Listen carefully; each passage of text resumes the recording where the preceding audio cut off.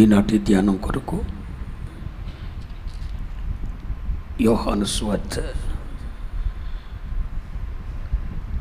2వ అధ్యాయం 1 నుండి 11 వచనాలు. ఒక వచనం నేను, ఒక వచనం మీరు, ఆఖరి వచనం అందరం కలిసి చదువుకుందాం. యోహాను సువార్త 2వ అధ్యాయం 1వ వచనం నుండి. 3వ దినమున గలిలయలోని కానా అను ఊరిలో ఒక వివాహము జరిగెను.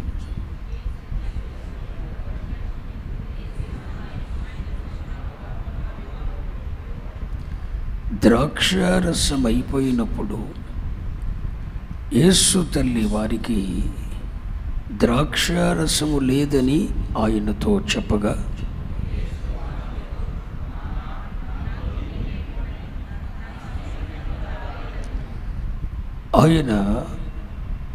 ఆయన తల్లి పరిచారకులను చూసి, ఆయన మీతో చెప్పునది చేయుడనెను.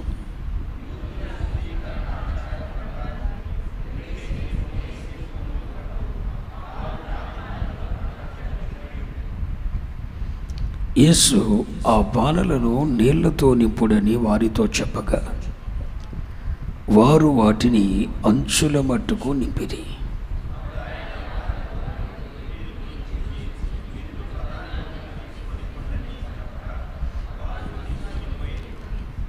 ఆ ద్రాక్షారసము ఎక్కడి నుండి వచ్చెనో ఆ నీళ్లు ముంచుకొని తీసుకొని పోయిన పరిచారకులకే తెలిసినది, కానీ విందు ప్రధానికి తెలియలేదు. కనుక ద్రాక్షారసమైన ఆ నీళ్లు రుచి చూచినప్పుడు ఆ విందు ప్రధాని పెండ్లి కుమారుని పిలిచి,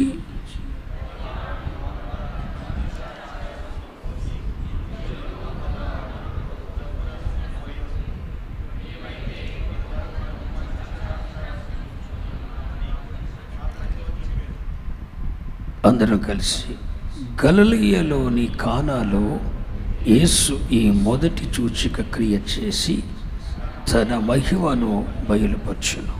అందువలన ఆయన శిష్యులు ఆయన యందు విశ్వాసముంచిరి.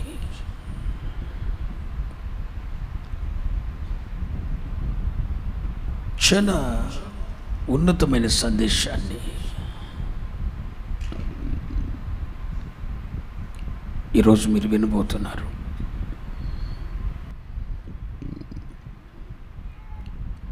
చాలా ఆశీర్వాదకరమైన, దీవెనకరమైన ఒక వర్తమానాన్ని ఈరోజు ప్రభు మీ ఎదుటికి తెస్తున్నాడు. ఆమేన్.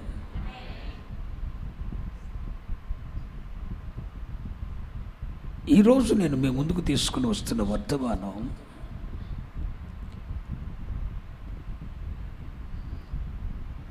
యేసయ్య తాను చేసిన మొట్టమొదటి సూచక క్రియ, అద్భుతం.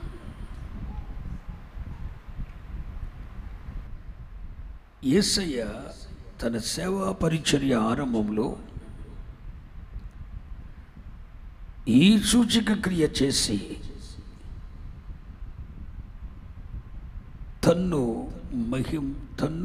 తన మహిమను బయలుపరచెను.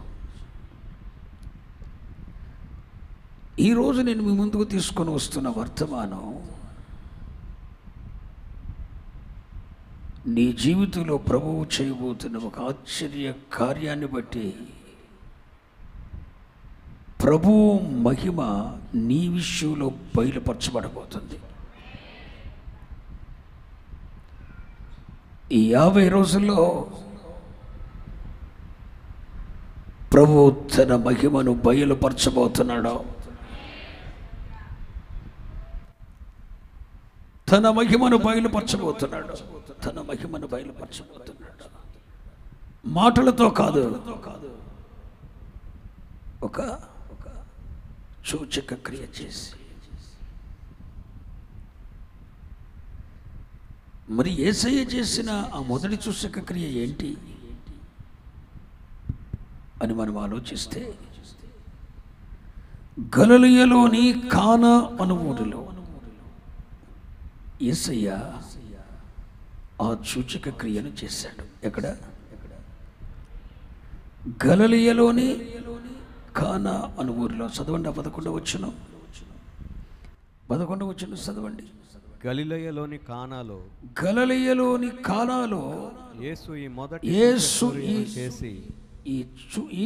మొదటి సూచక క్రియను చేసి తన మహిమను బయలుపరచెను. నేను అడుగుతున్నా మిమ్మల్ని, యేసయ్య ఈ సూచక క్రియ చేసింది ఎక్కడ? చెప్పాలి. గలిలయలోని కానాలో. గలిలయలోని కానాలో ఈ సూచక్రియ చేశాడు. ఎక్కడ చేశాడు? గలిలయలోని కానాలో చేశాడు.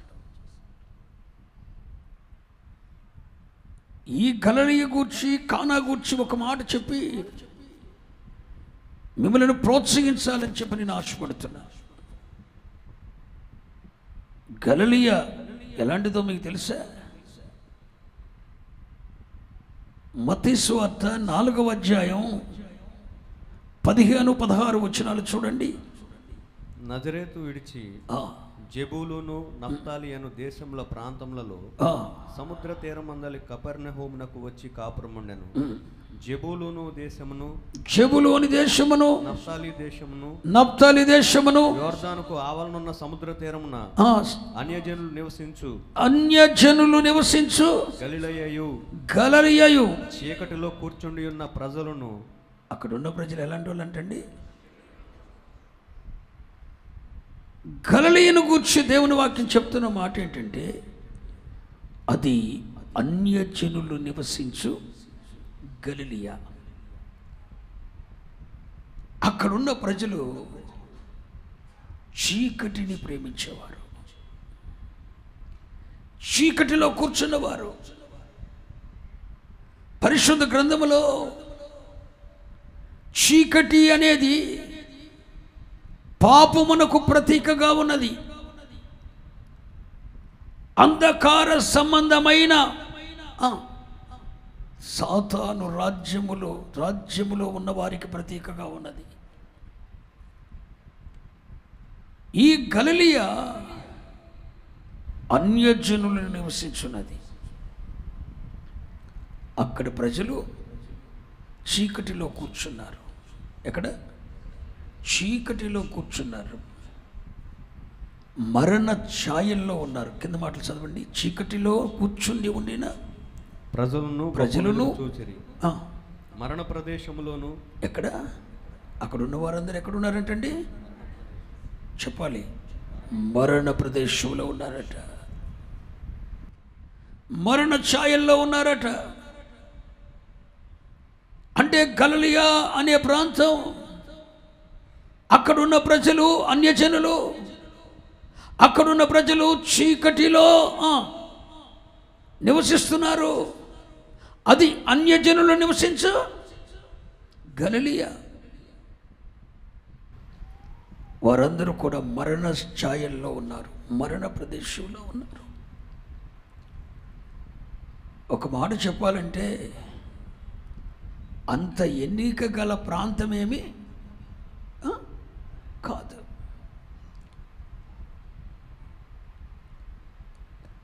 అంత ఎన్నిక గల ప్రాంతం ఏమి కాదు.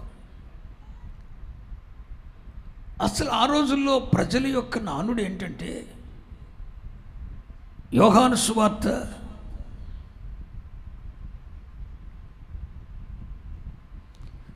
7వ అధ్యాయము 52వ వచనం. యోహాను సువార్త 7వ అధ్యాయము 52వ వచనం. వారు నీవును గలిలయుడవా విచారించి చూడుము. గలిలయలో ఏ ప్రవక్త పుట్టడనిరి. అంటే మంచోడు ఎవడక్కడ పుట్టడు. అక్కడెందుకు ప్రవక్త పుడతాడు? గలిలయలో ఏ ప్రవక్త పుట్టడు. అంటే ప్రజల ఉద్దేశం ఏంటి? మంచోడు అక్కడ జన్మ లేదు, మంచోడు అక్కడ పుట్టడు.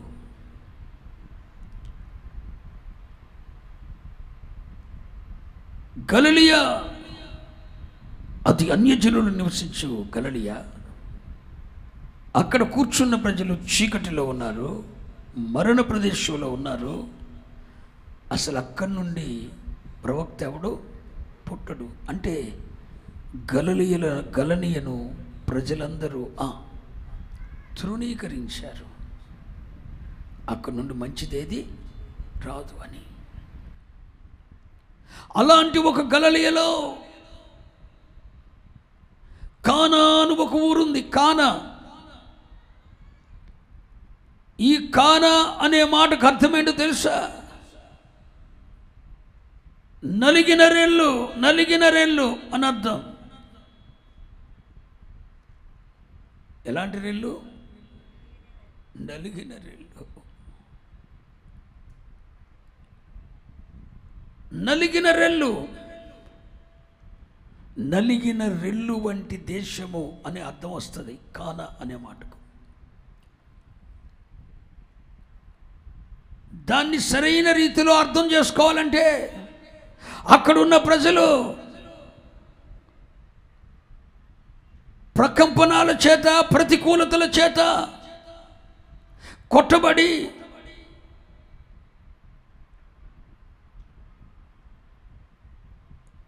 పెను తుఫానుల చేత తల్లడిల్లిపోయి, అటు ఆ గాలికి ఇటు ఈ గాలికి, ఇటు ఈ శోధనకు అటు ఆ శోధనకు కొట్టబడి నలిగిన రెల్లులాగా మారిపోయారు.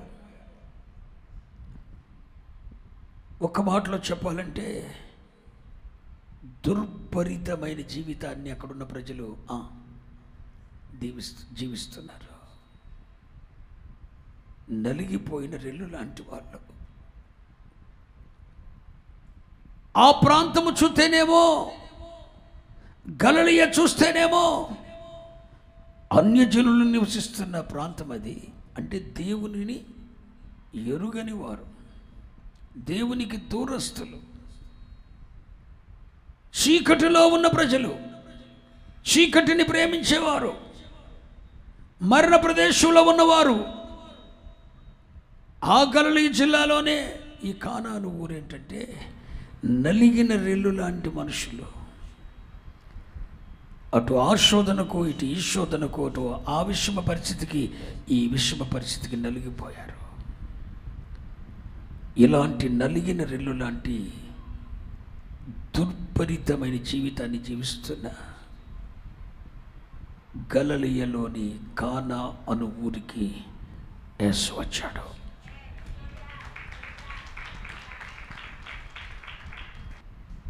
ఈ రాత్రి నేను మీకు తెస్తున్న శుభార్త ఏంటో తెలుసా?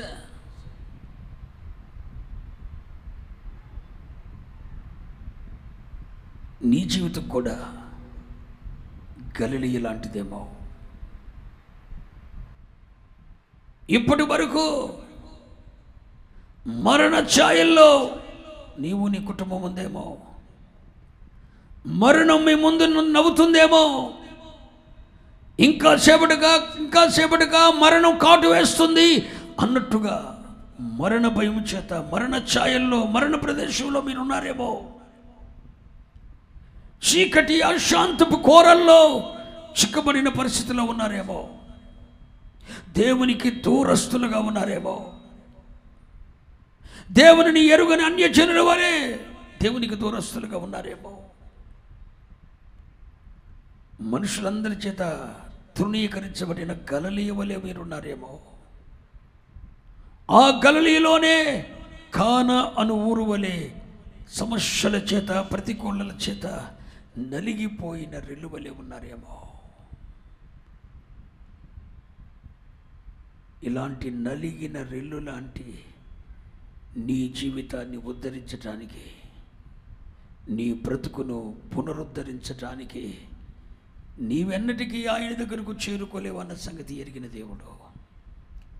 ఆల్రెడీ నువ్వు దేవునికి దూరస్తునిగా ఉన్నావు.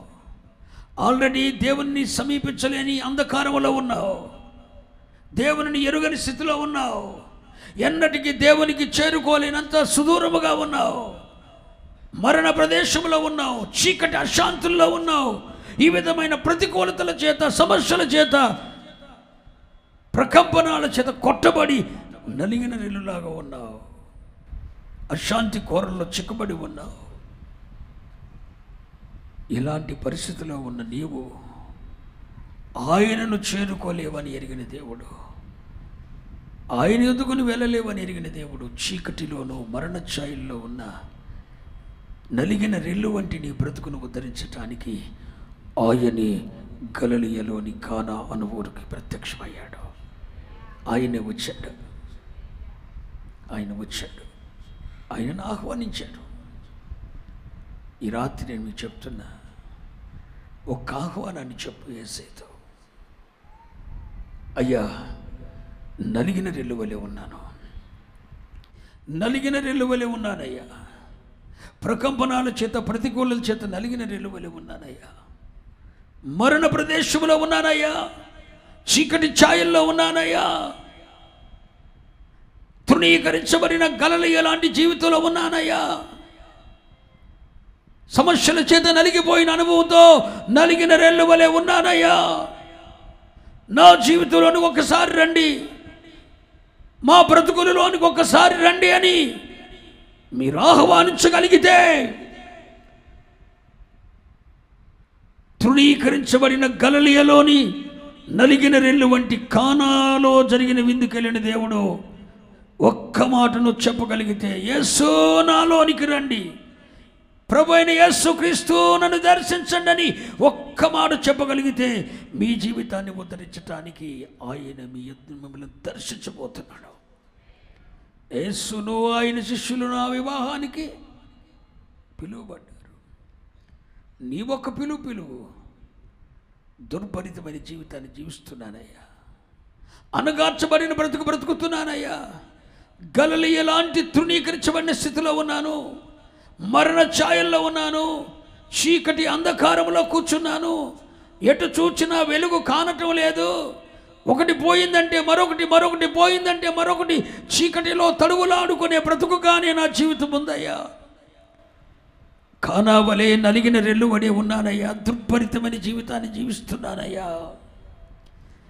ఒక్కసారి మమ్మల్ని దర్శించండి అయ్యా అని చెప్పి ఒక్క ఆహ్వానాన్ని పంపగలిగితే, ఈ రాత్రి నీ యొద్దకు రావటానికి ఆయన సిద్ధంగా ఉన్నాడు. నీ జీవితంలో ఒక సూచక్రియ చేయటానికి ఆయన ఇష్టంగా ఉన్నాడు. ఒక సూచక్రియ చేసి తన మహిమను వెల్లడి చేయటానికి ఆయన ఇష్టంగా ఉన్నాడు. హల్లెలూయా.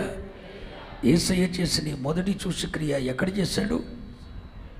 గలిలయలోని కానా అను ఊరిలో, ఎన్నిక లేని తృణీకరించబడిన గలిలయలో, నలిగిన రెల్లు లాంటి గలిలయలో. దీన్ని బట్టి మనలను పరిశుద్ధాత్మ దేవుడు ప్రోత్సహిస్తున్నాడు. ఏమని? తృణీకరించబడిన గలిలయలోని నలిగిన రెల్లు లాంటి కానాలో అద్భుతం చేసిన దేవుడు నిరుపయోగమైన, నిష్ప్రయోజమైన, అంధకారమయమైన నీ జీవితంలో కూడా ఒక సూచక క్రియను, ఒక అద్భుతమును ఆయన చేయగలడు.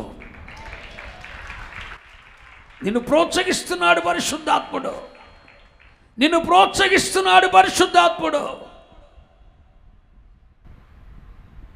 ఒక అద్భుతం చేస్తాడు. కానీ ఆయన ఏం చేయాలి? ఆహ్వానించాలి. యేసును ఆయన శిష్యులు నా వివాహానికి పిలువబడ్డారు. ఒక్క ఆహ్వానాన్ని పంపగలిగితే, యేసు నన్ను దర్శించయ్యా, ప్రభువా నన్ను దర్శించమని ఒక్క ఆహ్వానాన్ని పంపగలిగితే, నీ జీవితాన్ని ఉద్ధరించడానికి ఆయన సంసిద్ధుడై ఉన్నాడు. దేవునికి మహిమ కలుగునుగాక, దేవునికి మహిమ కలుగునుగాక, దేవునికి మహిమ కలుగునుగాక. గలిలయలోని కానా అను ఊరిలో చేశాడు. ఆయన చేసిన అద్భుతం ఏంటి? నీళ్లను ద్రాక్షరసంగా మార్చాడు. ఎక్కడ చేశాడు?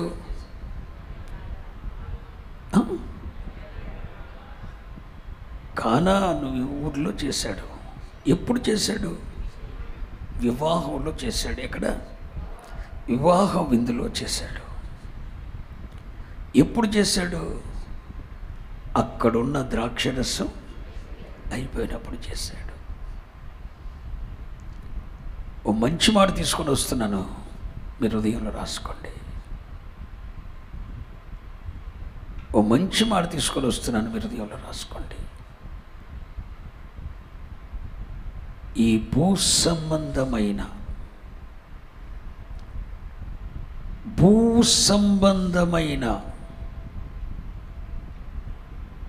సంతోషాలను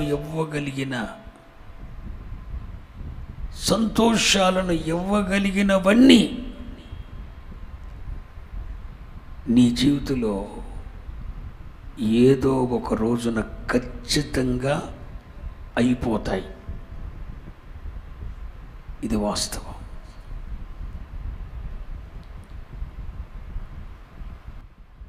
నీ జీవితాన్ని ఇప్పుడు సంతోషంగా నడుపుతుందేదో,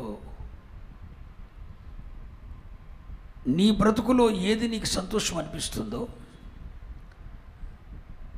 ఈ భూ సంబంధమైన వనరులలో ఏది నీకు సంతోషాన్ని, ఆనందాన్ని ఇవ్వగలుగుతుందో, ఒకరోజు రాబోతుంది. ఆ రోజు అవి నీకు సంతోషాన్ని ఇవ్వలేకుండా వాటి పని అయిపోతుంది. ద్రాక్షారసము అంటే బైబిల్లో సంతోషమునకు ప్రతీకగా ఉన్నది. ఎప్పుడైనా ఇదే మాట చెప్తాను, దేవునిని సంతోషపెట్టేది ద్రాక్షారసమే, మనుషులను సంతోషపెట్టేది. న్యాయాధిపతి పుస్తకంలో ఉంది ఆ మాట, 9వ అధ్యాయంలో. అంటే ఒక ద్రాక్షారసం అనేది దేనికి ప్రతీకగా ఉంది? సంతోషమునకు. కానా అనే పెండ్లి విందులో సంతోషాన్ని ఇచ్చేది ఏమైపోయింది? అయిపోయింది. యవనస్తుడా, నీ జీవితంలో ఏది సంతోషాన్ని ఇస్తుందని నువ్వు అనుకుంటున్నావో, నీ కుటుంబ వ్యవస్థలో ఎవరు సంతోషాన్ని ఇస్తున్నారని నువ్వు అనుకుంటున్నావో, దేని వలన, ఎవరి వలన సంతోషం అని నువ్వు అనుకుంటున్నావో, ఒక రోజున ఆ సంతోషం అయిపోద్ది. ఆ ద్రాక్షరసం అయిపోతుంది. ఉండదో. ఇది యేసయ్య ప్రపంచానికి నేర్పిస్తున్న పాఠం. ఈరోజు నీ బలము నీకు సంతోషం ఇస్తుంటే, రేపొద్దున నీ బలము నీకు సంతోషాన్ని ఇవ్వలేదో, ఒకరోజు బలహీనుడు కాబోతున్నావు.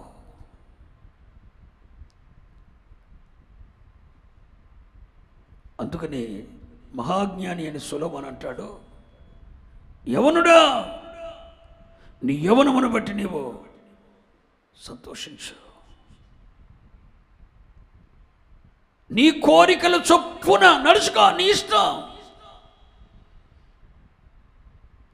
కానీ ఒక సంగతి గుర్తుంచుకో, వీటి యందు నాకు సంతోషము లేదు అని చెప్పే సంవత్సరములు, దుర్దినములు రాబోతున్నాయి. నీ యొద్దున్న ద్రాక్షరసం అయిపోబోతుంది. ఇప్పుడు దేని వలన నువ్వు సంతోషాన్ని అనుభవిస్తున్నావో, ఎవరి వలన సంతోషాన్ని అనుభవిస్తున్నావో, దేని వలన సంతోషాన్ని అనుభవిస్తున్నావో, దాని వలన నాకు సంతోషమే లేదని నీ నోటితో నువ్వు చెప్పే ఒక రోజు రాబోతుంది, జాగ్రత్త అని మహాజ్ఞాని అయిన సొలొమోను దుర్దినములలో రాకముందే వీటి యందు నాకు సంతోషము లేదని చెప్పు సంవత్సరములో రాకముందే నీ బాల్య దినముల యందే నీ సృష్టికర్తను నీవు స్మరణకు తెచ్చుకో. కానాను పెండ్లి విందులో అవ్వకూడదేదో అయిపోయింది. ఏంటి అయిపోయింది? ద్రాక్షరసం. ద్రాక్షారసం అనేది సంతోషమునకు ప్రతీకగా ఉన్నది. ఆ విందంతటికి సంతోషాన్ని ఇవ్వగలిగినది ద్రాక్షారసం. ఆ విందు జరుగుతున్న కుటుంబానికి సంతోషాన్ని ఇవ్వగలిగినది ద్రాక్షారసం. ఆ విందులో ఉన్న పెండ్లి కుమారునికి సంతోషాన్ని ఇవ్వగలిగినది ద్రాక్షారసం. ఆ విందులో ఉన్న వధువు పెండ్లి కుమార్తెకు సంతోషాన్ని ఇవ్వగలిగినది ద్రాక్షారసం. ఆ పెండ్లి విందు చాలా కాలం సంతోషంగా నడిచిందండి. కానీ ఒక దినం వచ్చింది, ఒక రోజు వచ్చింది, ఒక గడియ వచ్చింది, ఒక క్షణం వచ్చింది. ఆ విందులో సంతోషమునకు ప్రతీకగా ఉన్న ద్రాక్షారసం అయిపోయింది. ఇప్పుడు ఆ విందులో ఏమి లేదు. అదే సంతోషం లేదు. పెండ్లి కుమారునికి సంతోషం లేదు, పెండ్లి కుమార్తెకు సంతోషం లేదు. ఆ విందు యజమానికి, ఆ విందు ప్రధానికి సంతోషం లేదు. అక్కడ ఉన్న ఇందులో ఉన్న వారికి సంతోషం లేదు. ఖచ్చితంగా చెప్తున్నాను, దేవుని సేవకునిగా, ప్రభువు వలన ఉపదేశము పొందిన వానిగా మీతో మాట్లాడుతున్నా. గడిచిన సంవత్సరాలలో, నీ బాల్య దినములలో, నీ యవన కాలములో, నీ యవన కాలములో దేని వలన నువ్వు సంతోషం అనుభవించావో దాని వలనే నాకు సంతోషం లేదని నువ్వే చెప్పే రోజు ఒకటి రాబోతుంది. నీ జీవితంలో ద్రాక్షరసం అయిపోయే రోజు ఒకటి రాబోతుంది. సంతోషము నిలిచిపోయే రోజు ఒకటి రాబోతుంది. వీటి యందు నాకు సంతోషం లేదని చెప్పే రోజు ఒకటి రాబోతుంది. ఏ సెల్ ఫోన్ వల్ల నువ్వు సంతోషాన్ని అనుభవిస్తున్నావో ఆ సెల్ ఫోన్ వల్ల నాకు సంతోషము లేదు, ఇది నా జీవితాన్ని పాడు చేసింది, ఇది నా జీవితాన్ని పతనం చేసింది, ఇది నా బిడ్డల జీవితాలను పొట్టన పెట్టుకుందని నీ నోటితో నీ దేవుడు చెప్పిస్తాడు. దానివల్ల నాకు సంతోషం లేదని చెప్పే రోజు రాబోతుంది. ఒక ప్రేమించి చేసుకున్న భార్య, ఆ భార్య వలన సంతోషాన్ని అనుభవిస్తానని చెప్పి భర్త చేసుకుంటాడు. ఎన్నో త్యాగాలు చేసి ఒక భార్యను సంపాదించుకుంటాడు తన వలన సంతోషిస్తానని. ఆ ప్రేమ వివాహం 4 కాలాలు గడవక మునిపే ఆ భార్య వలన నాకు సంతోషం లేదని చెప్తాడు. కావాలని తల్లిదండ్రులను ఎదిరించి ఈ యవనస్తురాలు ఆ వ్యక్తిని పెళ్లి చేసుకుంటుంది సంతోషిస్తానని. కానీ కొంతకాలం కూడా ఉండదు, ఆ ద్రాక్షరసం అయిపోతుంది. ఆ స్నేహితుడి వల్ల నేను మేలు పొందుతున్నానని, ఆ స్నేహితుడు నా జీవితాన్ని ఉద్ధరిస్తాడని, ఆ స్నేహితుడు నాకు మేలు చేస్తాడని, అతని వలన నాకు సంతోషం అని చెప్పి ఆ స్నేహితుడు నమ్మని ఇతడు ఏదో ఒక రోజున ఆ స్నేహితుని వల్ల నేను దెబ్బతిన్నాను, ఆ స్నేహితుని వల్ల ఇప్పుడు నాకు సంతోషం లేదు, దుఃఖం కలిగిందని చెప్పే రోజు రాబోతుంది.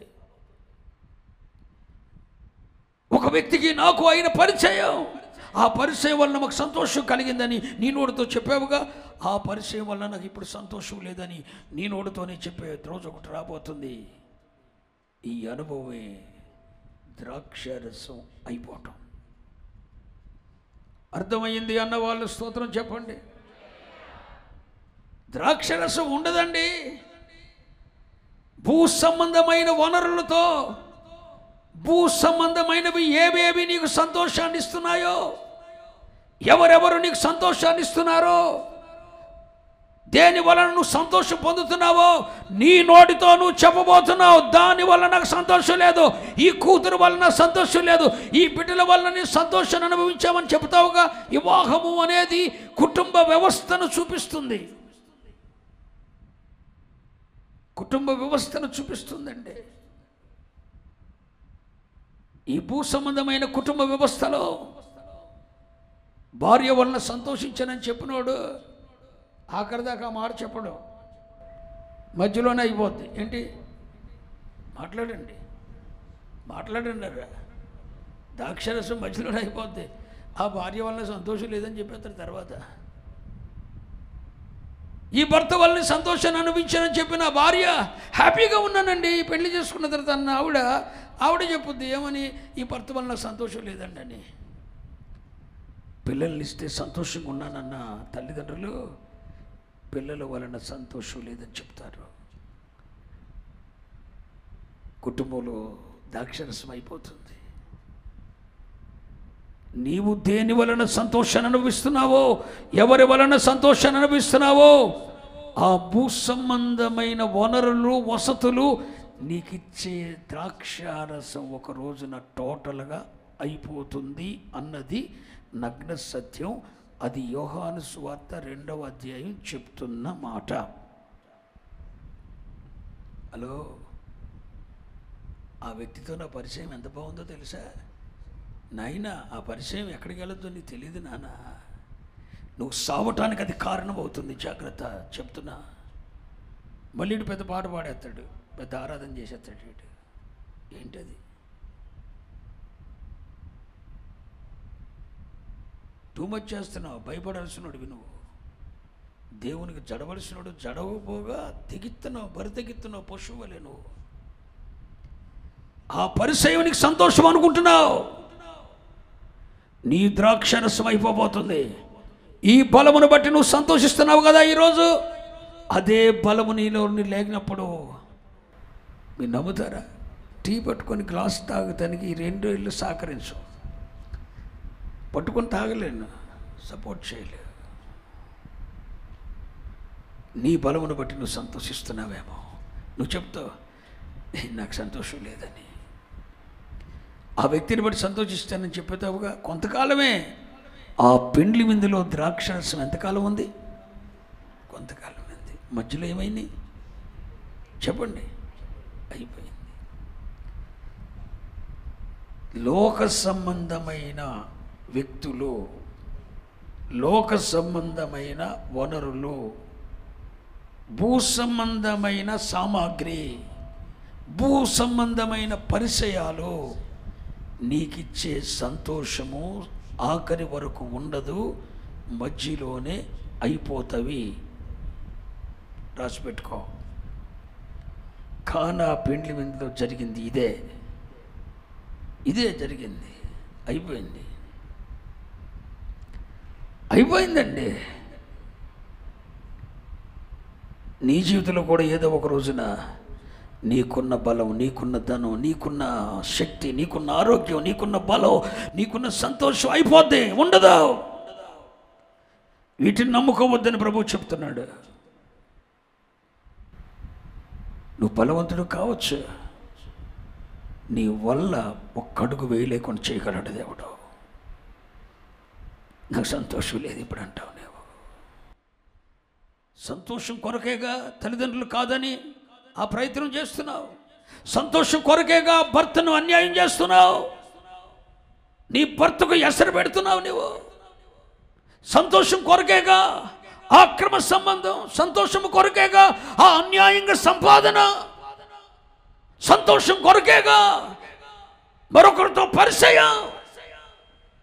ఇవన్నీ ఉండవరా బాబు, ఈ ద్రాక్షరసం అయిపోతుందని ప్రభువు చెప్తున్నాడు. ఇది వాస్తవం. శాశ్వత కాలం లోకంలో ఉన్నవేమీ నీకు సంతోషాన్ని ఏవో మధ్యలోనే అయిపోతాయి. ద్రాక్షరసం అయిపోయినప్పుడు ఏం చేయాలి? నీకే అర్థమవుద్ది. కొంతకాలం ఆగు. కొంతకాలం అర్థమైతే నీవే చెప్తావు. సొలొమోను చెప్పినట్లు ఏమని? వీటి యందు నాకు ప్రసంగి గ్రంథం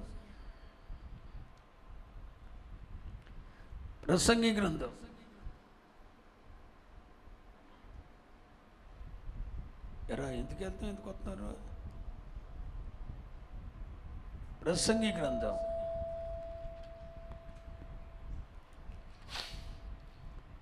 12వ అధ్యాయం 1వ వచనం. దుర్దినములు రాకముందే, ఇప్పుడు వీటి యందు నాకు సంతోషం లేదని నీవు చెప్పు సంవత్సరములు రాకముందే,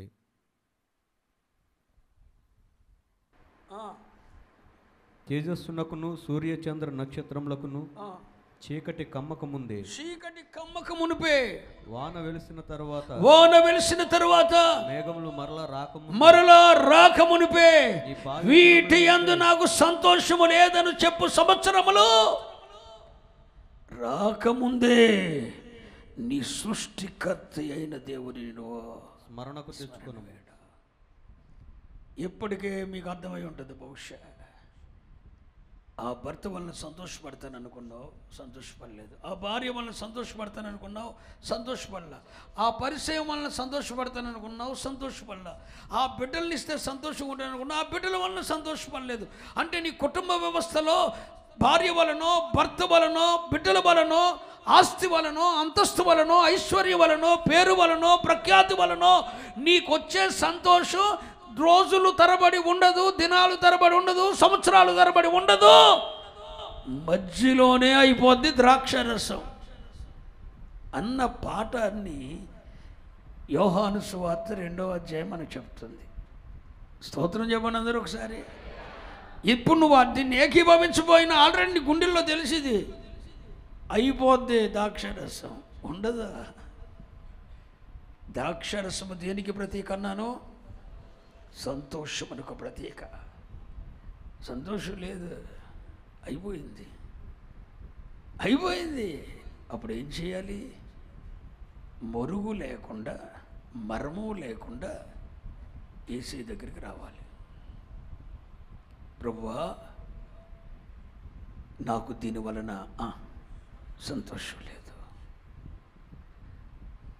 నాకు దీని వలన విజయం లేదు, నాకు దీని వలన మనశ్శాంతి లేదు, నా హృదయంలో సమాధానం లేదు, నెమ్మది లేదు, సంతోషం లేదు, నా బిడ్డల వలన నాకు సంతోషం లేదు, నా భర్త వలన నాకు సంతోషం లేదు, నా వివాహ వ్యవస్థ ద్వారా, అంటే నా కుటుంబ వ్యవస్థ ద్వారా, నా భార్య వలన, నా భర్త వలన, నా పిల్లల వలన, నా కుటుంబం వలన నాకు సంతోషం లేదు, సమాధానం లేదు, నెమ్మది లేదు, నా చేతి పనుల్లో విజయం లేదు. నేను రాత్రంతా ప్రయాసపడ్డాను కానీ ఫలితం లేదయ్యా నా జీవితంలో. ఆ క్రొత్త పరిచయం 4 కాలాలు సంతోషాన్ని ఇస్తుందేమో అనుకున్నాను, కానీ ఆ పరిచయం కూడా సంతోషాన్ని ఇవ్వలేదయ్యా. నిన్ను కాదని నేను సంప్రదించిన సంప్రదింపులు, నిన్ను కాదని నేను వేసిన అడుగులు, నిన్ను కాదని వాక్యానికి వ్యతిరేకంగా నేను సంపాదించిన అక్రమ సంపాదన, నిన్ను కాదని నేను పెట్టుకున్న అక్రమ సంబంధం నాకు సంతోషాన్ని ఇస్తుందేమో అని అనుకున్నానయ్యా. రాత్రులు నిద్రపోకుండా అసభ్యకరమైన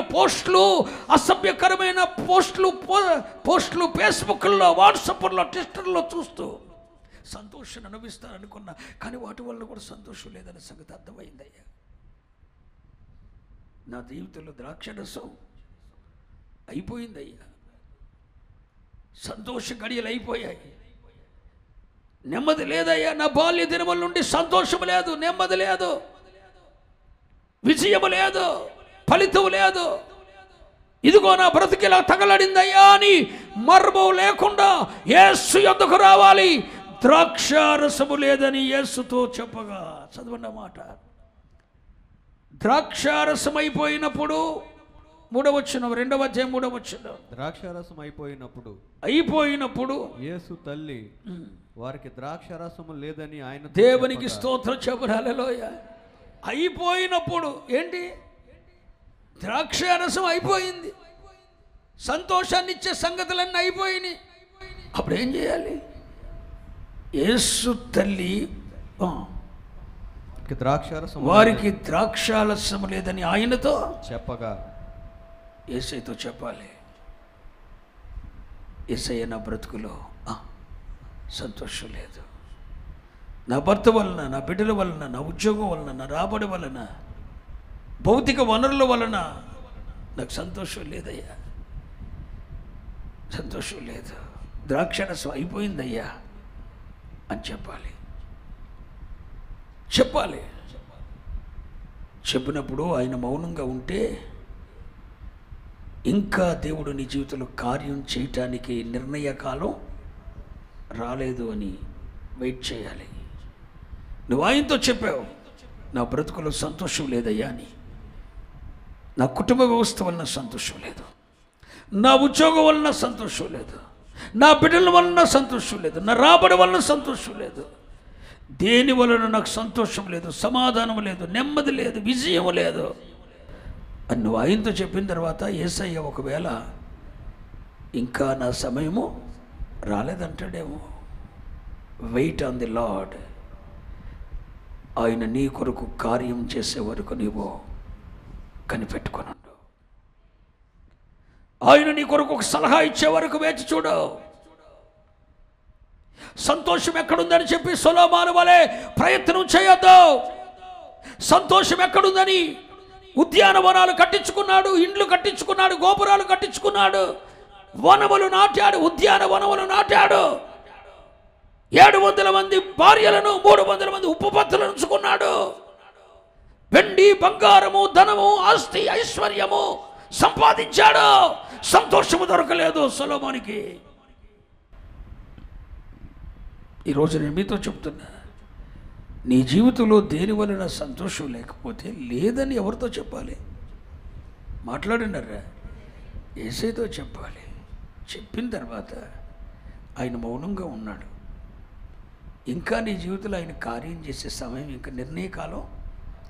అంటే దేవునికి ఒక టైం టేబుల్ ఉంది. నువ్వు కంగారు పడ్డావని ఆయన కంగారు పడ్డావు. నువ్వు కంగారు పడి నువ్వు కొడుకుని అడిగేవని ఇచ్చేసాడు అనుకో, ఆ కొడుకుని కషాయుని చేసేస్తావు నువ్వు. ఎవడో నిర్ణయ కాలంలో ఇస్తాడు. నువ్వు అడిగిన కాలంలో ఆయన ఎవడు? ఆయన నిర్ణయించుకున్న కాలంలో ఇస్తాడు. నువ్వు ఒక అద్భుతం కొరకు చూస్తే, నువ్వు అద్భుతం చూసినప్పుడు, నువ్వు అద్భుతం జరుగుద్దని నువ్వు చూసినప్పుడు ఆయన అద్భుతం చేయడు. ఆయన టైంలో చేస్తాడు. ఎందుకంటే తెలుసా, నాకు బుద్ధి జ్ఞానం లేనప్పుడు దేవుడు ఇచ్చేసాడు అనుకో, నేను పోగొట్టుకుంటా. సామర్థ్యం లేకుండా దేవుడు నాకు ఒక వండర్ ఇచ్చాడు అనుకోండి, దాన్ని నేను దుర్వినియోగ పరుస్తాను.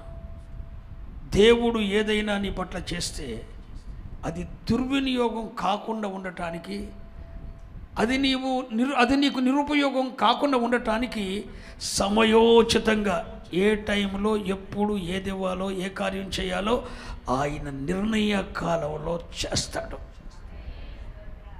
నీ కొరకు దేవుడు ఒక నిర్ణయ కాలాన్ని ఎన్నిక చేశాడు. ఒకసారి నేను బుద్ధి తక్కువ అండి, ఎప్పుడో ఒకసారి తెలిసి తెలియనప్పుడు లేండి. ఇప్పుడైతే అడగను, అసలు అలాంటి విషయాలు అడగను నేను దేవుడిని. ప్రభా ఒక 500 కోట్లు అయ్యా, ఏలూరు పట్టణాన్ని, 2 తెలుగు రాష్ట్రాన్ని, భారతదేశాన్ని సువార్తతో నింపి గ్రామంలో ఉన్న సేవకులను ప్రోత్బలం చేసి, ఊరూరని రాజ్య నిర్మాణం చేసి, దానికి కావలసిన సేవకులు సపోర్ట్ చేసి, మా భారతదేశం అంతా ఇవ్వటం ధనమి అంటే ప్రభు అన్నాడు, ఇస్తాను. దానికి ప్రభుత్వం నేను లెక్క అడుగుద్ది, ఏం చెప్తావు అన్నాడు. ఏం చెప్తే నాకేం తెలుసు? సరే అంత ఎత్తాను. మీ దేశంలో పెద్ద నోటు ఏంటి? 500. 500 రూపాయల కాగితాలు ఇస్తే ఆ స్థలం 500 రూపాయలు కట్లే ఇచ్చాను. 500 కోట్లకి ఎంత స్థలం కావాలని చెప్పాను. నాకేం తెలుసు?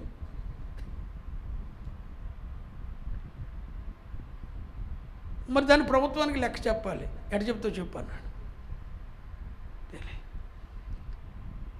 నువ్వు అడిగేవన్నీ నేను విన్నాను. నీ సామర్థ్యమును బట్టి నేను ఇస్తాను. నేను నీకు ఇచ్చింది ఏది కూడా నిరుపయోగం కాకూడదు. అది నీకు దీవెనకరం అవ్వాలి. అలా ఇస్తాను. దేవునికి మహిమ కలుగును గాక. ఇప్పుడు ద్రాక్షారసం అయిపోయిందని చెప్తే ఆయన కంగారు పడ్డావు, నువ్వు కంగారు పడ్డావని పెళ్లి చేసేయాలి నువ్వు అంటే అయిపోద్దా? ఒకవేళ నువ్వు కంగారు పడితే వచ్చేది రాక్షసి, కరెక్ట్గా రాక్షసే. నేను రాత్రి నిద్రపోనేది, ఏంటి సంగతి అంటది, నిద్రపోనియా ఏంటి సంగతి అంటది, నిద్రపోని అది దండం పెడితేనే నన్ను అర్థం చేసుకో. నిర్ణయకాలం రాకుండా నువ్వు ఎగబడి చేసుకున్నందుకు పనిష్మెంట్ అది. జగత్తు పిల్లరా, నీ నోటితో దేవుణ్ణి నొప్పిస్తాడు.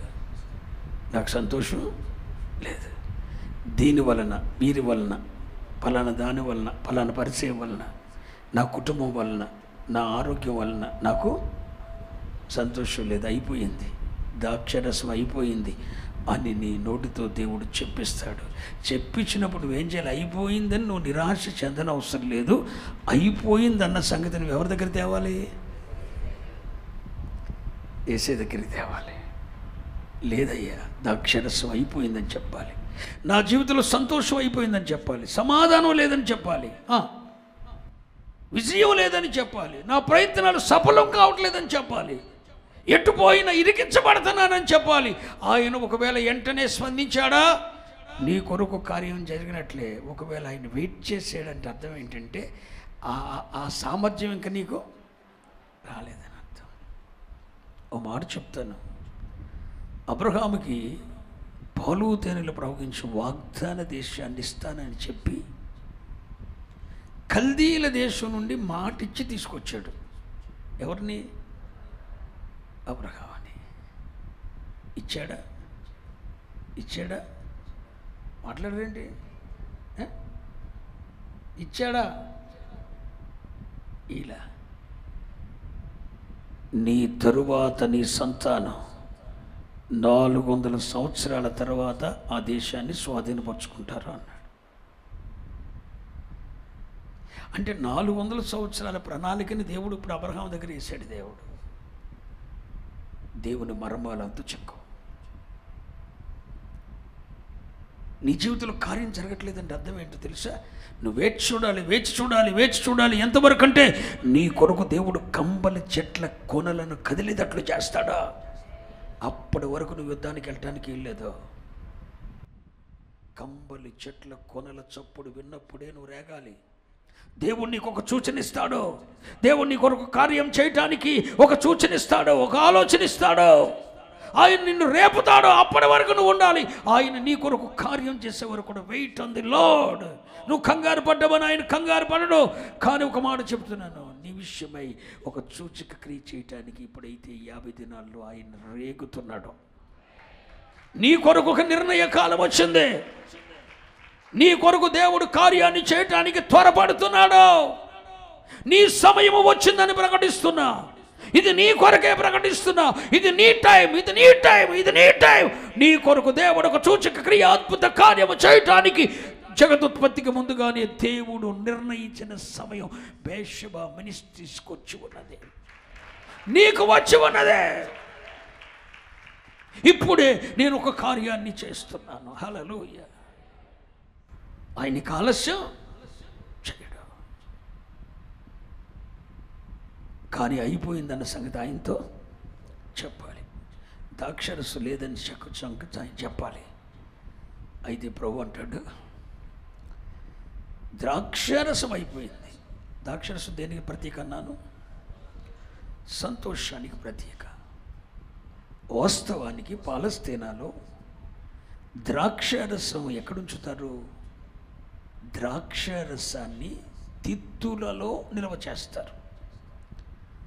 కొత్త ద్రాక్షరసం అయితే క్రొత్త తిత్తుల్లో, పాత ద్రాక్షరసం అయితే పాత తిత్తుల్లో నిల్వ చేస్తారు. ఎందుకు కొత్త ద్రాక్షరసాన్ని కొత్త తిత్తుల్లో నిల్వ చేస్తారంటే, కొత్త ద్రాక్షరసానికి పొంగే లక్షణం ఉంది, కదిలే లక్షణం ఉంది, అది ఉబ్బే లక్షణం ఉంది. అదంటే కొత్త ద్రాక్షరసానికి పొంగే లక్షణం ఉంది. క్రొత్త తిత్తుకు కూడా సాగే లక్షణం ఉంది. అందుకని కొత్త తిత్తుకు కూడా సాగే లక్షణం ఉంది, కొత్త ద్రాక్షరసానికి పొంగే లక్షణం ఉంది. కాబట్టి కొత్త ద్రాక్షరసం అయితే కొత్త తిత్తుల్లో పోతారు, పాతదైతే పాత తిత్తు సాగదు, పాత ద్రాక్షరసం పొంగదు. కాబట్టి ఇది పాత ద్రాక్షరసం. అలా ద్రాక్షరసాన్ని, పాత ద్రాక్షరసాన్ని పాత తిత్తుల్లో, కొత్త ద్రాక్షరసాన్ని కొత్త తిత్తుల్లో పోతారు. ఇక్కడ అయిపోయిందేంటి? ద్రాక్షరసం. కానీ యేసయ్య అక్కడున్న రాతి బాణలను చూస్తున్నాడు. స్తోత్రం చెప్పండి. 6 రాతి బాణలను దేవుడు చూస్తున్నాడు. బైబిల్లో 6 అనే సంఖ్య ఎక్కడైనా మీకు వస్తే, ప్రస్తావన వస్తే, మానవ సృష్టి జరిగిన రోజు అది. మానవుడు సృజించబడిన రోజు 6 అనేది దేనికి ప్రతీక? మానవుని నిర్మాణమునకు, మానవుని సృజించబడిన రోజుకు ప్రతీక. అక్కడ ఎన్ని బాణలు ఉన్నాయి? ఈ 6 రాతి బాణలు ఏంటో తెలుసా? మానవ జీవితాలు అక్కడ ఉన్నాయి. 6 రాతి బాణలు. ఆ రాతి బాణలను ప్రభు అంటాడు, నీళ్ళతో నింపండి అంటాడు. అయిపోయింది ఏంటి? ద్రాక్షరసం. ప్రభు ఏం చెప్తున్నాడు? ఆ బాణలను నీళ్ళతో నింపండి అన్నాడు. నీళ్ళతో నింపే పని చెప్పాడు వాళ్ళకి. నీళ్ళతో నింపమన్నాడు. వాళ్ళు నీళ్ళతో నింపారు. ఆ నీళ్ళు ఏమైనాయి? ద్రాక్షరసంగా మార్చబడ్డాయి.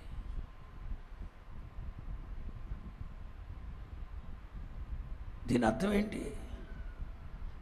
నీళ్లను ద్రాక్షరసంగా మార్చిన దేవుడు ఆ ఉత్తి రాతి బాణంలోనే ద్రాక్షరసం సృష్టించలేడా? చెప్పాలి. సృష్టించగలడు. నీళ్లను ద్రాక్షరసంగా మార్చిన తండ్రి, నీళ్లను ద్రాక్షరసంగా మార్చిన ప్రభువారు ఆ బాణలను ద్రాక్షరసంతో నింపలేడా? నీళ్లు పోయకుండా నింపగలడు. దీని మర్మం ఏంటో తెలుసా? ప్రజల పక్షంగా దేవుడు ఒక అద్భుతం చేయాలంటే, ప్రజల పక్షంగా దేవుడు ఒక ఆశ్చర్యం చేయాలంటే, ఒక వ్యక్తి పక్షంగానైనా, ఒక కుటుంబ పక్షంగానైనా, ఒక సంఘ పక్షంగానైనా దేవుడు ఒక సూచక క్రియ, ఒక అద్భుత క్రియ చేసి తన మహిమను వెల్లడిపరుచుకోవాలంటే వారి జీవితంలో దేవుడు ఒక్కడే చేయడు. దేవుడు తనతో కూడా కలిసి పనిచేసేవాడిని కొందరిని ఏర్పరచుకుంటాడు. దేవుడు దేవుడితోటి పనివారు, ఆయన చెప్పింది చెప్పినట్టు చేయగలిగిన వారు. ఎక్స్ట్రా చేయకూడదు. ఒక అద్భుతం, ఒక సూచక్రియ జరగటానికి దేవునితో పాటు ఆయన చెప్పింది చెప్పినట్టు చేసే పనివారు ఆయనకు అవసరమై ఉన్నది. ఈ పనివారు లేకుండా ఎక్కడ దేవుడు ఏ అద్భుతాన్ని, ఆ పనివారు ఎవరో తెలుసా? ఆయన ఏర్పరచుకున్న దేవునికి ప్రతినిధులు. దేవుడు నీ జీవితంలో ద్రాక్షరసాన్ని, క్రొత్త ద్రాక్షరసాన్ని ఇవ్వాలని అనుకుంటే,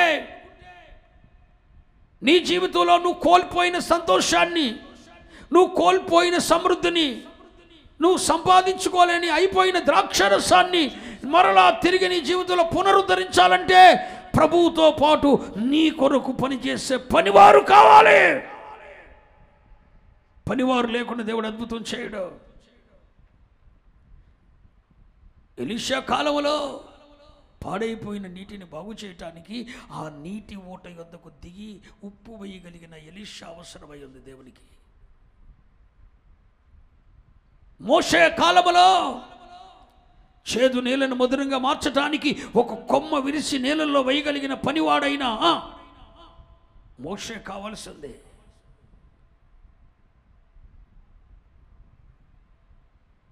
కాన పెండ్లి విందులో ఒక అద్భుతం జరగటానికి యేసయ్య చెప్పింది చెప్పినట్టు చేయగలిగిన పనివారు కావాలి. టూ మచ్ చేసేవాడు ఆయనకు అవసరం లేదు. ఆయన ఏం చెప్పాడో అదే చేయాలి. కుడి ప్రక్కన వల వేయమంటే కుడి ప్రక్కన వల వేయాలి. అద్దరికి వెళ్ళమంటే తుఫానుల్లో కూడా సముద్రం మీద ప్రయాణమై బయలుదేరి వెళ్ళాల్సిందే. భయంకరమైన తుఫాను వస్తున్నా కూడా నువ్వు అద్దరికి వెళ్ళమని చెబితే అద్దరికి వెళ్ళిపోవాల్సిందే. అద్దరికి వెళ్ళాలి. తుఫానుల్లోనైనా ప్రయాణం చేయాల్సిందే. నేను నీకు సెలవు ఇయ్యలేదు, అక్కడికి వెళ్ళటానికి వీలు లేదని చెప్పాడా, వచ్చేవలసిందే. ఎలీషా 40 ఒంటెల మీద నీ కొరకు నీ యొద్దకు వస్తున్న ఒక యవనస్తుడు 40 ఒంటెల మీద కానుక తీసుకొని వస్తున్నాడు నీకు ఇవ్వటానికి. అతని యొద్ద నువ్వు కానుక పుచ్చుకోకూడదు. ఎందుకో తెలుసా? అతడు సిరియా దేశానికి రాజు కాబోతున్నాడు. అతడు రాజు అయిన తర్వాత దేవుని ప్రజలను చీల్చి చెండాడబోతున్నాడు. దేవుడిదంతా ఎలీషాకు చెప్పేశాడు. ఒక యవనస్తుడు 40 ఒంటెల మీద కానుక తీసుకొని వస్తే రాజు అవుతానన్న సంగతి ఆ యవనస్తుడికి తెలియదు. దైవ సేవకునికి కానుక తీసుకొని వచ్చాడు 40 ఒంటెల మీద. ఆ కానుక తీసుకోలేదు.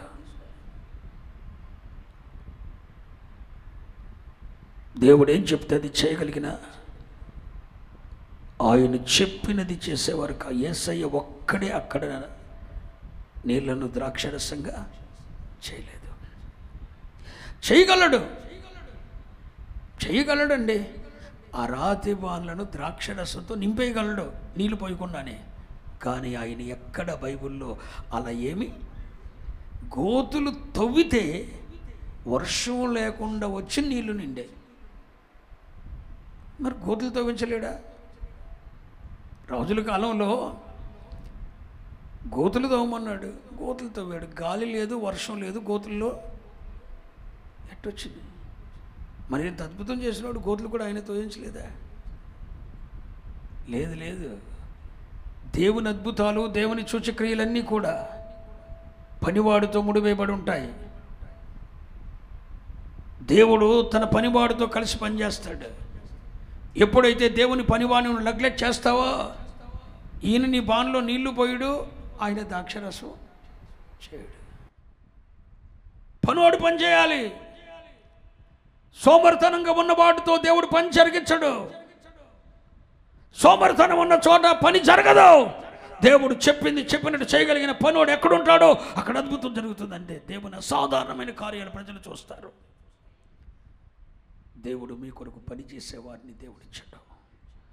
నమ్మకమైన పని వారిని దేవుడిచ్చాడు. అందును బట్టి మీరు ప్రభుని స్తుతించవలసిన వారై ఉన్నారు.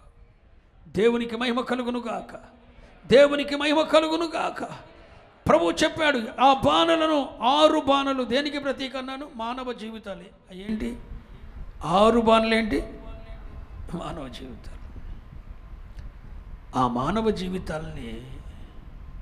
మానవ జీవితాలకు ప్రతీక అవి. 6 అనేది మానవుడు నిర్మించబడిన రోజు. అది 6 బాణలు మానవ జీవితాలు. అవి ఖాళీ అయిపోయాయి. శుద్ధీకరణ ఆచారం కొరకు వాడే బాణలు అవి. ఆ 6 బాణలను నీళ్లతో నింపమన్నాడు. నీళ్లతో నింపమన్నాడు. వారు ఏం చేశారు? అంచుల మట్టుకు నింపారు. దేవునికి స్తోత్రం చెప్పండి. అంచుల మట్టుకు నింపినప్పుడు జరిగిన అద్భుతం ఏంటి? ఆ నీళ్ళే దైవజనులారా ఒక మర్మం చెప్తాను వినండి. మనకు దేవుడు అప్పచెప్పే పని ఏదైనా తేలికైన పని అప్పచెప్తాడు, కష్టమైన పని ఆయన చేస్తాడు. హల్లెలూయా. నీళ్లు పోసే పని మందైతే నీళ్లను ద్రాక్షరసంగా చేసే పని అయింది. నిలబడి ప్రవచించే పని యెహెజ్కేలుదైతే ఎండి నిర్జీవమైపోయిన ఎముకలను మహాసైన్యంగా మార్చే పని అయింది. విషపు కుండలో పిండి వేసే పని మందైతే ఆ పిండి విషాన్ని విరచగలిగేటట్లు చేయగలిగిన వాడు ఆయన. దైవజనులు ఎప్పుడు ఆలోచించారు, మనం దేవునికి పనివారం, ఆయన చెప్పినట్లే చేయాలి, అంతకు మించి ఎక్స్ట్రా చేయకూడదు. ఆయనది చెప్పినట్టు మనం చేయగలిగితే అద్భుతాలు జరుగుతాయి ప్రజల జీవితాల్లో. ఇంకొకటి ఏంటంటే, ఆయన మనతో ఏం చెప్పినా కూడా కష్టమైందేమి చెప్పడు. తేలికైన పని మనకు చెప్తాడు, కష్టమైన పని ఆయన తీసుకుంటాడు. మనం ఎట్టాగో నీళ్లను ద్రాక్షరసంగా మనం చేయలేము. అది మన వల్ల అయ్యేది కాదు. పెట్రోల్ లేకుండా బండి నడుపుతాం, మనం నడపలేము. నీళ్లను ద్రాక్షరసంగా మనం చేయగలమా? చేయలేము. నీళ్లు పోసే పని మంది, నీళ్లను ద్రాక్షరసంగా చేసే పని అయింది. తేలికైన పని మనం తీసుకుంటే తేలికైన పని ప్రభు మనకు చెప్తాడు, కష్టమైన పని ఆయన చేస్తాడు. ఎందుకు ఆయన చెప్పింది ఏంటి? ఆ పానులను నీళ్లతో నింపండి, నీళ్లతో నింపండి, నీళ్లతో నింపండి, నీళ్లతో నింపండి. దేవుని వాక్య లేఖనాలతో నింపండి. హల్లెలూయా. దేవుని వాక్య జలములతో నింపండి. దేవుని వాక్యముతో తొణికిసలాడేటట్టు చేయండి. ఎందుకని ఎఫెసీ 5:27 ప్రకారం ఆ వాక్యము నీళ్ళ వంటిది. దేవుని వాక్యము జలములకు పోల్చబడింది, పరిశుద్ధాత్మ నీటికి పోల్చబడింది. ఈ 6 రాతి బాన్లను దేంతో నింపాలి? దేవుని వాక్య జలములతో నింపబడితే, దేవుని వాక్య జలములతో నింపే పని దైవ సేవకుడు చేస్తాడు. ఆ జలములనే రంగు రుచి లేని ఆ జలాలనే దేవుడు ఏం చేస్తాడు? నీ జీవితమును సంతోషంగా ఇచ్చే, సంతోషంగా మార్చే, సమాధానంగా మార్చే, విజయంగా మార్చే ద్రాక్ష రసంగా దేవుడు చేస్తాడు. 50 దినములలో దేవుడు ఈ అద్భుతాన్ని మీ పట్ల జరిగించబోతున్నాడు. ఈ 50 దినములలో దేవుడు మీ పక్షంగా ఈ అద్భుతాన్ని జరిగించబోతున్నాడు. దైవజనుడు మీ హృదయములను, ఖాళీ అయిన మీ బాణలను, రాతి బాణలను దేనితో ఒకదానితో నింపబడి ఉన్నాయి ఇప్పుడు దాకా. కానీ ఇప్పుడు 50 రోజుల్లో దేవుడు మిమ్మలను, రాతి బాణలైన మిమ్మలను దేవుడు వాక్య జలములతో తన సేవకులు నింపబోతున్నారు. ఆ వాక్య జలములే నీకు రంగు రుచి లేకపోయినా వాటినే దేవుడు నీ జీవితమును విజయోత్సవంగా మార్చగలిగిన, సంతోషంగా మార్చగలిగిన ద్రాక్షరసంగా దేవుడు చేయబోతున్నాడు. ఎంత ద్రాక్షరసం అంటే, ముందున్న ద్రాక్షరసం కంటే, అయిపోయిన ద్రాక్షరసం కంటే ఇది శ్రేష్టమైనది. హల్లెలూయా. ఇప్పుడు ఈ నీళ్లు తీసుకొని వెళ్ళి ముందు ఈ విందు దగ్గరికి తీసుకొని వెళ్తే విందు ప్రధాని అంటాడు, అరే మీకు బుద్ధి ఉందంటారా? పోస్టేమో జబ్బు రసం పోశారు, ఇదేమో అంతకంటే. మన జీవితంలో మనం సంపాదించుకున్న సంతోషాలన్నీ, అయిపోయినవన్నీ అవి శ్రేష్టమైనవి కావు, జబ్బువంతమైనవి. ఒక దైవ సేవకుడిని హృదయమును దేవుని వాక్యం అనే లేఖనాలతో నింపితే దేవుడిచ్చే సంతోషము అది శ్రేష్టమైనదై ఉన్నది. Praise the lord. శ్రేష్టమైన సంతోషాన్ని దేవుడు ఇవ్వబోతున్నాడు. ముందు నీవు అనుభవించిన ద్రాక్షరసము కంటే లోకమును బట్టి, లోక వనరులను బట్టి, భూ సంబంధమైన వాటిని బట్టి, నీ కుటుంబమును బట్టి, ఇంతకు ముందు నువ్వు అనుభవించిన సంతోషముల కంటే శ్రేష్టమైన, ఆత్మ సంబంధమైన, చెప్పన సఖ్యము కానీ మహిమాయుక్తమైన సంతోషాన్ని దేవుడు నీకు ఇవ్వబోతున్నాడు. నీ హృదయములో చేర్చుకున్న నీళ్లతోనే, ఆ లేఖనములే నీ జీవితాన్ని ఆశీర్వాదంగా మార్చబోతున్నాయి, సంతోషమయం చేయబోతున్నాయి. ఈ కానా విందులో ద్రాక్షరసం అయిపోయింది. ద్రాక్షరసం దేనికి ప్రతీక అన్నాను? లోక సంబంధమైన పరిస్థితులు, లోక సంబంధమైన వనరులు, లోక సంబంధమైన సంబంధాలు, కుటుంబ బంధాలు ఇచ్చే సంతోషం అంతా అయిపోయింది. కానీ యేసయ్య ఏం చేశాడు? రంగు రుసు లేని నేలనే దేవుడు అద్భుతం చేసి నేలను ద్రాక్షరసంగా మార్చాడు. అంటే లోక సంబంధమైన సంతోషాలు, కుటుంబ బాంధవ్యపరమైన సంతోషాలు, లోక వస్తువులు, లోక వనరులు, లోక పద్ధతులు, మన శరీర కోరికలు ఇచ్చే సంతోషాలన్నీ ఒకరోజు అయిపోతే అవి మన దగ్గర ఉండేవి కావు. నీ నోటితో నువ్వు చెప్తావు సంతోషం లేదు అని. అవన్నీ అయిపోతాయి. అవన్నీ అయిపోయిన తర్వాత యేసయ్యను నీ జీవితంలోకి ఆహ్వానిస్తే, యేసయ్య నా జీవితంలో ఇది లేదు అని నువ్వు చెప్పగలిగితే, ఆయన ఒక మాట చెప్తాడు తన సేవకులతో, వాళ్ళ దాంట్లో కదంత ఉప్పు పడేయండిరాను, పిండి పడేయండిరాను, కొమ్మ వేయండిరో అని చెప్తాడు దైవ సేవకుడికి. ఏదో ఒకటి నీ బాణలో వేయమని చెప్తాడు దైవ సేవకుడితో. ఆయన వేస్తాడు, యేసయ్య అద్భుతం చేస్తాడు. అప్పుడు యేసయ్య నీకు ఇచ్చేది ఏంటో తెలుసా?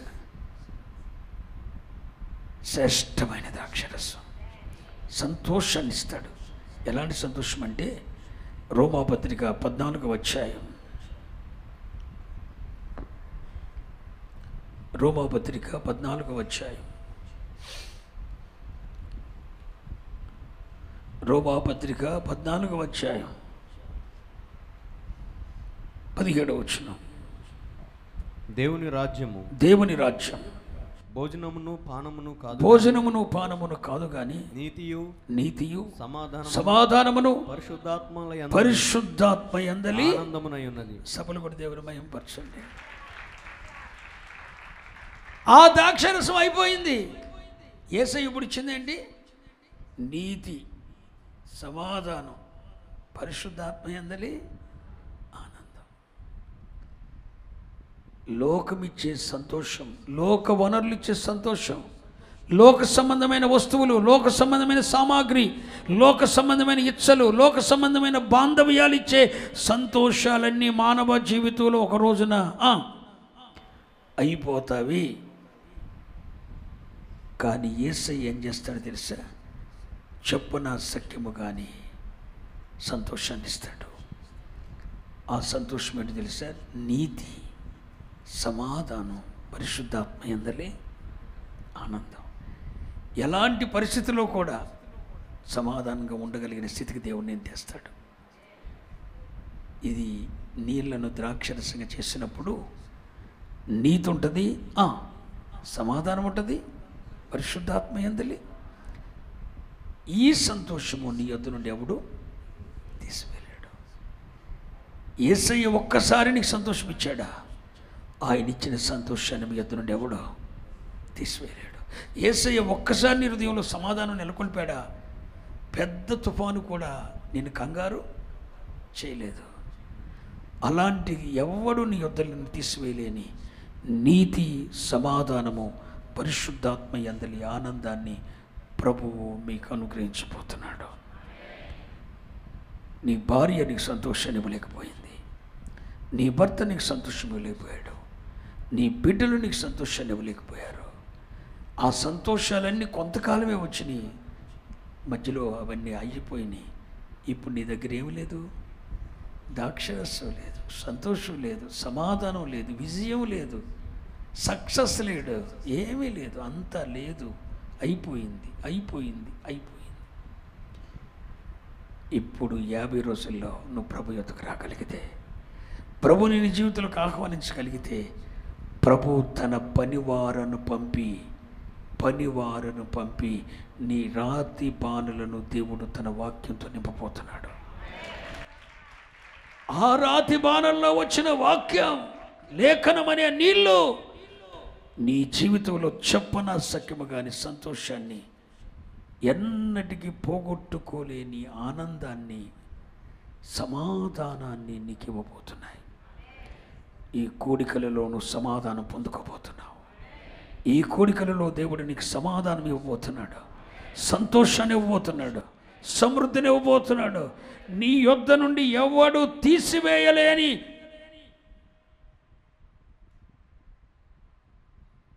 మహత్తరమైన ఈవులను దేవుడు నీకు ఇవ్వబోతున్నాడు.